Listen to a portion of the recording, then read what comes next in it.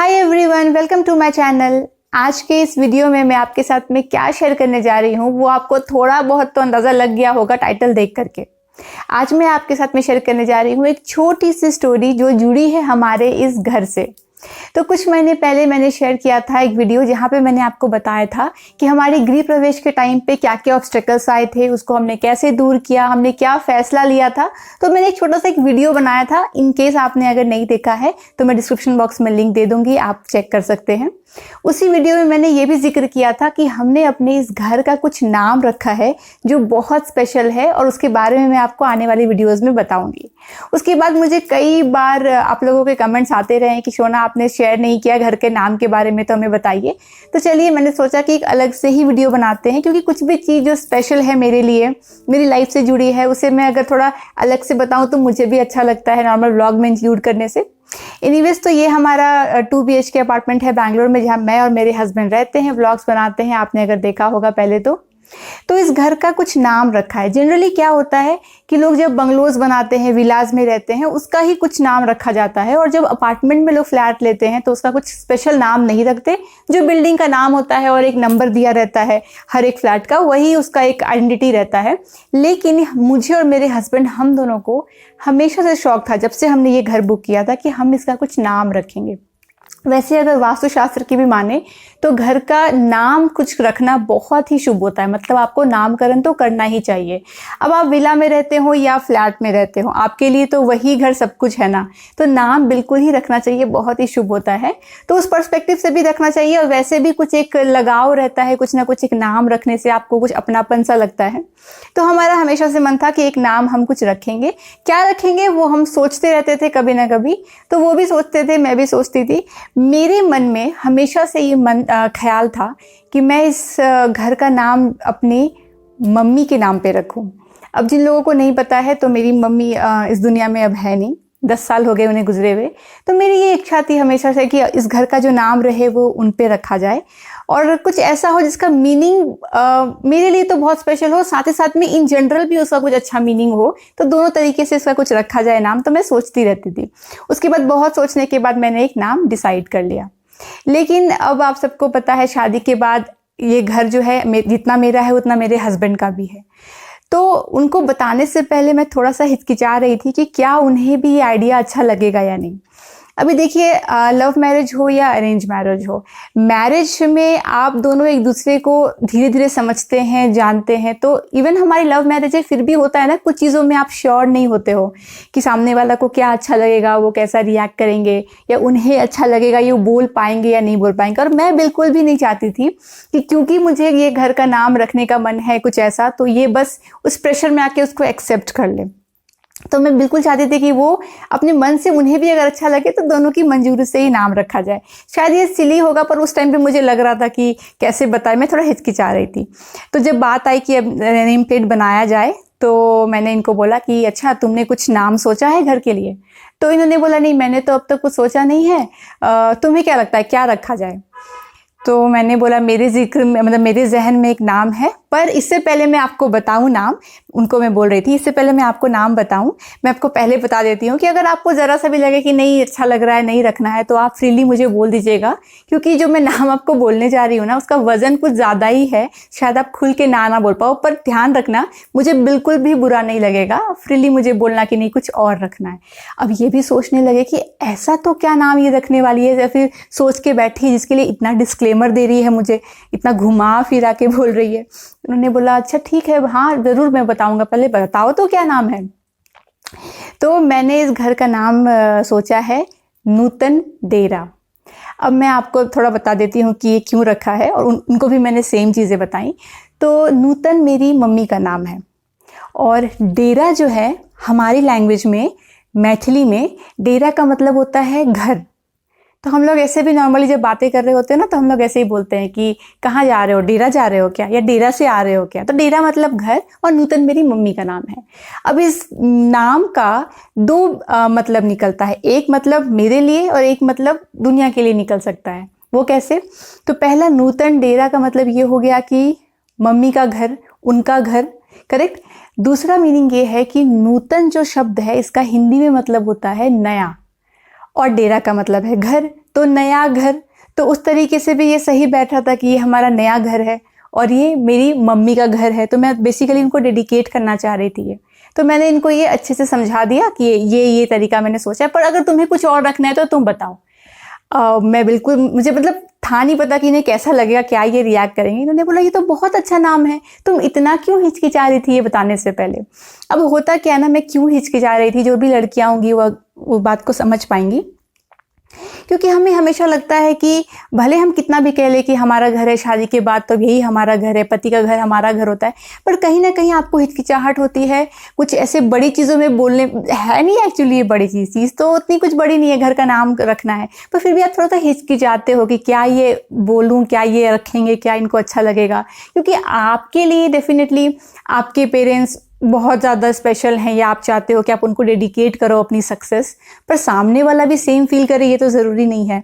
और मेरे केस में तो ये है कि मेरे हस्बैंड मेरी मम्मी से कभी मिले ही नहीं हैं, तो ऑब्वियसली कोई और भी कनेक्शन नहीं है। तो इसलिए मुझे थोड़ा लग रहा था कि पता नहीं ये बोलेंगे नहीं बोलेंगे, अच्छा लगेगा, ऐसा ना हो कि ना अच्छा लगे फिर भी ऐसे ही हाँ में हाँ मिला दी। वो मैं बिल्कुल नहीं चाहती थी, क्योंकि हम दोनों की मेहनत से ये घर बना है।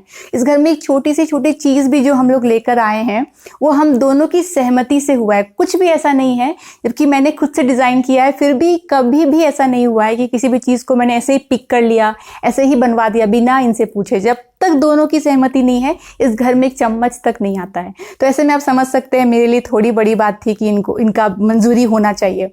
पर इनको इतना अच्छा लगा, इन्होंने बोला ये तो बहुत अच्छा नाम है, दोनों तरीके से मुझे मीनिंग अच्छा लग रहा है। और मम्मी का नाम से अगर ये घर हम जोड़ते हैं, डेफिनेटली उनका आशीर्वाद से ही हमें ये घर मिला है। इतने यंग एज में शादी जस्ट हुई थी बैंगलोर सिटी में, आपने अपना खुद का घर लिया, तो ये बड़ों के आशीर्वाद से ही होता है।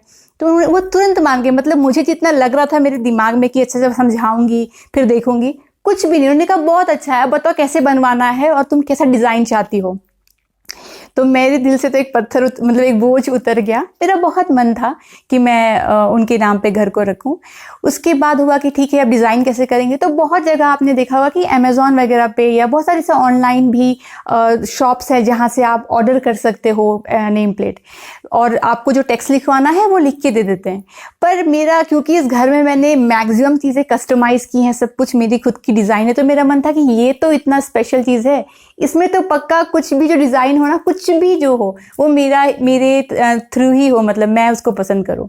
तो मैंने इनको बोला नहीं मुझे ऐसा नहीं करना है, मैं इसका एक रफ स्केच बनाऊंगी कि मुझे एग्जैक्ट कैसे शेप में चाहिए नेम प्लेट और मुझे उसमें टेक्स्ट कैसा चाहिए। और हम लोग लोकली देखते हैं, ऑनलाइन नहीं, लोकली देखते हैं कि कोई क्या वो बना सकता है। तो उन्होंने कहा ठीक है। अब उस टाइम पे इस घर के लिए तो मैं दिन रात यही सब करती थी, रिसर्च करना कहाँ पे कौन से वेंडर हैं, कहाँ से हम क्या आउटसोर्स कर सकते हैं। मैंने ढूंढना शुरू किया बैंगलोर में कहाँ होता है। फाइनली मुझे एक शॉप मिल गई जहाँ पे आप बनवा सकते हो। तो वहाँ पे मैं गई और उसके बाद मैंने क्या किया था, मुझे अगर पिक्चर मिलता है तो मैं यहाँ पे लगा दूंगी जो मैंने रफ स्केच बनाया था अपने कंप्यूटर पे। तो मैंने एक रैंडम डिज़ाइन बना दिया ताकि वो बिल्कुल ही रॉ दिखे। बेसिकली मैं नहीं चाहती थी कोई स्क्वायर या रेक्टेंगल या किसी पर्टिकुलर शेप का नेम प्लेट हो, मैं थोड़ा सा रॉ चाहती थी, वो दिखने में लगे कि लकड़ी का एक टुकड़ा है ऐसा कुछ। पर ये लकड़ी का टुकड़ा है नहीं, बनाया गया है प्लाईवुड से एक्चुअली। तो मैंने उनको डिज़ाइन बताया कि मुझे ऐसे डिज़ाइन में चाहिए और मुझे ये टेक्स्ट चाहिए और ऐसा टेक्सचर चाहिए, मुझे लकड़ी के लुक में चाहिए। और उसको हैंग करने का तरीका भी मुझे थोड़ा सा डिफरेंट करना है, क्योंकि हमारे दरवाज़ा के लेफ़्ट और राइट में ज़्यादा स्पेस था नहीं कि मैं वहाँ पे इसको चिपका दूँ। तो मुझे इसे ऊपर से हैंग करना था, थोड़ा दिखने में भी अच्छा लगेगा और मतलब विजिबल होगा बेसिकली। तो मैंने उनको बोला कि आप एक काम करो, ऊपर की तरफ में हुक छोड़ देना और मैं उससे इसको हैंग कर दूंगी। तो मैं आपको अभी लास्ट में दिखा भी दूंगी कि फाइनली ये लगता कैसा है हमारे दरवाजे पे जब टंगा हुआ रहता है। वैसे चलिए मैं आपको यहाँ पे एक फ़ोटो दिखा देती हूँ। तो ये इस तरीके का लगता है जब ये हैंग किया रहता है। और उसके बगल में मैंने ये लैंटर्न लगाया है, तो ये दिखने में काफ़ी सुंदर लगता है शाम को, स्पेशली जब इस पर लाइट गिरती है, दिखने में मुझे बहुत प्यारा लगता है। और सबसे ज़्यादा बात है, क्योंकि ये मेरा पहला घर था जो हमने शादी के बाद लिया, तो मेरी इच्छा थी कि मैं घर उनको डेडिकेट करूं। क्योंकि हमेशा माँ बाप के बाद, या माँ बाप जब होते भी हैं तभी भी कहा जाता है कि बेटा ही है जो उनको घर देता है, या बेटे का घर ही माँ बाप का घर होता है बाद में। तो जो करेगा लेगेसी वो बेटा ही आगे ले जाएगा। बेटियों को ऐसा हमारी सोसाइटी में है कि शादी हो गई अब तो पराई हो गई। तो अब उस घर का तो वो कुछ नहीं करेगी। मुझे यही हटाना था अपने लाइफ से। मैं चाहती थी कि नहीं, मेरे लिए जितना इंपॉर्टेंस है मेरे पेरेंट्स का, मैं कुछ उनके नाम पे ऐसा कर पाऊँ, क्योंकि उनके जीते जी तो मैं ज़्यादा कुछ कर नहीं पाई। बहुत छोटी एज थी मेरी, मैं पढ़ाई कर रही थी उस टाइम पे, तो मेरी कुछ भी सक्सेस तो उन्होंने देखा नहीं कि मैं आगे जाके क्या बनी, क्या पढ़ाई की मैंने। उनको कुछ नहीं पता है मेरी शादी किससे हुई, ये तक उनको नहीं पता है। पर मैं ये मानती हूँ कि वो कहीं ना कहीं है। तो मेरी ये छोटी सी आप कह सकते हैं उनके लिए डेडिकेशन, मतलब क्या बोलेंगे, मैंने उनको डेडिकेट किया बेसिकली कुछ, तो मुझे बहुत अच्छा लगा। और आप यकीन मानिए, जब भी मैं इस घर में एंटर होती हूँ, बाहर से आती हूँ और बाहर ये टंगा हुआ रहता है, मैं इसको देखती हूँ, जो सुकून मुझे महसूस होता है, जो मुझे अच्छा लगता है, मुझे सच में ऐसा लगता है कि हाँ, मैं अपनी मम्मी के घर में आ रही हूँ। तो ये मुझे बहुत ही ज़्यादा अच्छा लगता है देख के और सोच के। और डेफिनेटली बहुत खुशनसीब महसूस करती हूँ कि जो मेरा लाइफ पार्टनर है उसने इस बात को एक्सेप्ट किया। और पता है उस टाइम पे फिर भी मैंने, जब इन्होंने हाँ बोल दिया, तो मैंने कहा एक बार थैंक यू, चलो तो अच्छा हुआ, तुम समझ गए, तुम्हें अच्छा लगा, थैंक यू सो मच बोल के मैंने छोड़ दिया। उस टाइम पे मुझे इतना फील नहीं हुआ कि ये कितनी बड़ी बात है एक्चुअली। ठीक है, बाद में जब हम लोग इस घर में शिफ्ट हो गए और हमारे फ्रेंड्स, फैमिली लोग, सब लोग घर देखने के लिए आते थे, उसके बाद जब बाकी लोगों ने जब देखा ना कि घर का नाम ये रखा गया है, उन लोगों से जो मुझे फीडबैक आई ना, उससे मुझे और ज़्यादा रियलाइज़ हो गया कि सच में एक अगर लड़का लड़की के पेरेंट्स के नाम पे अगर घर का नाम या छोटा सा कुछ भी करता है, वो बड़ी बात है हमारी सोसाइटी में। मुझे उनके फीडबैक से ज़्यादा पता चला कि अरे ये तुमने वो मान गए, अरे वाह कितने अच्छे हैं, सास के नाम पे मतलब घर रखने दिया, ये तो बहुत बड़ी बात है। तो मैंने इनको, जब सब लोग ऐसा बोलते थे तो मैंने इनको बोला, पता है तुम्हारी बहुत तारीफ होती है। तो इन्होंने मुझे बोला, पर इसमें तारीफ की बात क्या है, मैंने किया क्या है इसमें ऐसा?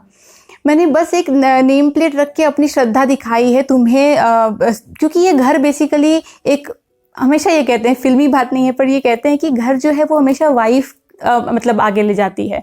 हस्बैंड कितना भी कर ले, पर घर को जोड़ के रखना, घर को चलाना, वो वाइफ का होता है। और इस केस में तो क्या है कि लिटरली मैंने सब कुछ, मतलब प्रॉपर्टी ढूंढने से लेकर उसका लीगल वेरिफिकेशन से लेकर डिज़ाइनिंग तक सब कुछ मैंने किया है। तो उनका कहना था कि ये तो मेरे से ज़्यादा तुम्हारा घर है और तुम इस घर को जोड़ पा रही हो किसी चीज़ से, किसी एक सेंटिमेंट से, और मुझे इससे ज़्यादा खुशी और किस बात से होगी। पर उस दिन मुझे रियलाइज़ हुआ, लेकिन जब सब ने फीडबैक दिया, सब एक ही बात बोल रहे थे, अच्छा ये ऐसा है, अरे वाह बहुत अच्छा लग रहा है। तो मुझे लगा शायद ये रेयर है, पता नहीं, मुझे नहीं पता कि आप ये बात सच में बहुत बड़ी है, मुझे नहीं पता। लेकिन रिएक्शन से लगा कि शायद है, शायद अभी भी कहते हैं ना कि जब नेम प्लेट घर के बाहर लगा होता है, मैंने कई जगह देखा है, तो लड़की का नाम रहता भी नहीं है। मतलब अगर कोई मतलब बेसिकली जो मेल मेंबर है उनका नाम लिखा रहता है बहुत जगह, या जो बहुत जगह टाइटल सिर्फ लिखा रहता है कि अगर शर्मा है या वर्मा है या मिश्रा है, जो भी, तो मिश्रा, शर्मा ऐसा लिखा रहता है, नाम नहीं रहता।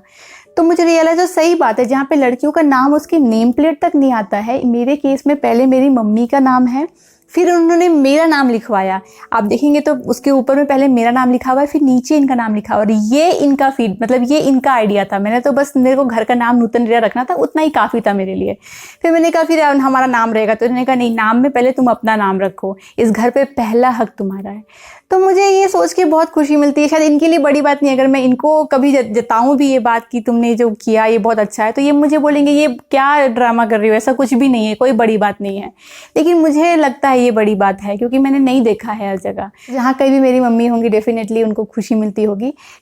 इससे बहुत ये बड़ी बात तो नहीं है। सबसे अच्छी बात तो तब होती जब वो यहाँ होती, इस घर में आती और सब कुछ अपने आंखों से देखती, पर वो नहीं हो पाया। तो एक छोटा सा हमने कुछ किया जो मुझे फील करवाता है काफ़ी उनके करीब, और अच्छा लगता है देख के। और सबसे अच्छी बात है, जब गृह प्रवेश वगैरह में मेरे मतलब पार्टी में मेरे पापा आए थे, उन लोगों को बताया नहीं था मैंने, सरप्राइज़ रखा था मैंने स्पेशली पापा के लिए, भैया के लिए, तो मैंने बताया नहीं था मैंने ऐसा कुछ किया है। तो जब वो लोग आए थे पार्टी में, तो मेरे पापा की तो आंखों में आंसू आ गए थे ये देख करके, बहुत खुश हो गए थे वो, कि अरे तुमने मम्मी के नाम पे घर का नाम रखा है। तो बहुत, मुझे वो बहुत ही प्रीशियस मोमेंट है मेरे लिए। उनके आंखों में आंसू आ गए और हम दोनों वहाँ पे खड़े होकर हमने फ़ोटो भी खिंचवाया था उस नेम प्लेट के आगे। तो बस यही था, और इसमें ही मुझे आपके साथ में शेयर करना था। छोटी सी स्टोरी, जो लोग मुझे देखते हैं, मेरी लाइफ को देखते हैं, कनेक्ट कर पाते हैं मुझसे, वो शायद समझेंगे कि मेरे लिए ये क्यों इतना स्पेशल था। और आई थिंक सो बाकी हर लड़कियां भी, जो माँ उनके लिए क्या होती है, ये हर लड़की जानती है। तो माँ के ना होने पे इन्हीं छोटी छोटी चीज़ों से हम उनका ये एहसास करते हैं कि वो हमारे साथ है। और बस यही है, जीने के लिए आप कुछ इतना ही कर सकते हैं। माँ की दी हुई कभी कोई साड़ी हो तो पहन लीजिए, या फिर उनके लिए कुछ ऐसा कर लीजिए, या उनकी एक तस्वीर है तो उस तस्वीर को अपने साथ में रखिए। और तो ज़्यादा मैं कुछ कर नहीं सकती हूँ। तो आशा करती हूँ कि ये छोटी सी स्टोरी या छोटी सी जो कहानी जुड़ी है मेरी लाइफ से, ये सुन के आपको अच्छा लगा होगा। बस यूं ही आपके साथ में मुझे शेयर करना था। तो चलिए, इसी के साथ मैं मिलती हूँ आपसे अगली बार। तब तक आप अपना ख्याल रखिए और मेरे वीडियोज़ को देखते रहिए। Bye bye.